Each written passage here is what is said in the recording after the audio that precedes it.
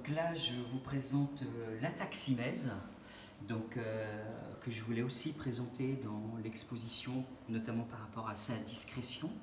Discrétion parce que c'est un petit objet qu'on pourrait quasiment croire abandonné ou délaissé ou oublié par un enfant. Et c'est clairement un clin d'œil au début de ma carrière, quand je suis sorti de l'école des Beaux-Arts de Nantes, où j'ai travaillé très rapidement au FRAC des Pays de la Loire comme assistant à la régie des œuvres. Et donc pendant 7 ans, j'ai préparé de nombreuses simèses. Enfin voilà, j'ai eu vos activités propres qu'on a dans les centres d'art, donc peindre, repeindre, construire, déconstruire les simèses.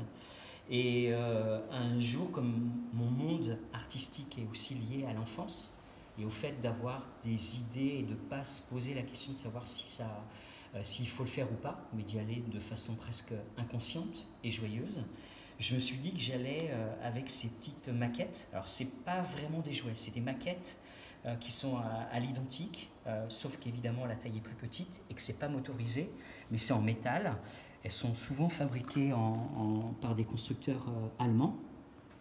Et l'idée de cet attaque Simèse, c'est qu'il arrive dans un centre d'art, un musée, une galerie, et qu'il attaque les murs de la structure culturelle dans laquelle je suis censé exposer, et surtout ne pas détruire le lieu, en prendre soin, poser délicatement ses œuvres, ne pas faire de trous, ne pas nuire à l'intégrité du bâtiment.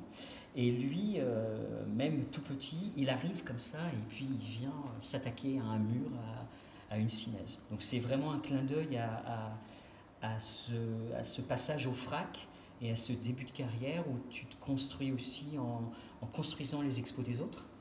Et puis là, c'est un peu l'idée de dire maintenant que je ne suis plus dans ce FRAC, je m'attaque symboliquement, mais de façon évidemment très sisyphéenne, et puis de façon un peu ridicule, puisque le pauvre petit tractopelle, c'est pas lui qui va faire tomber les murs de la vitrine.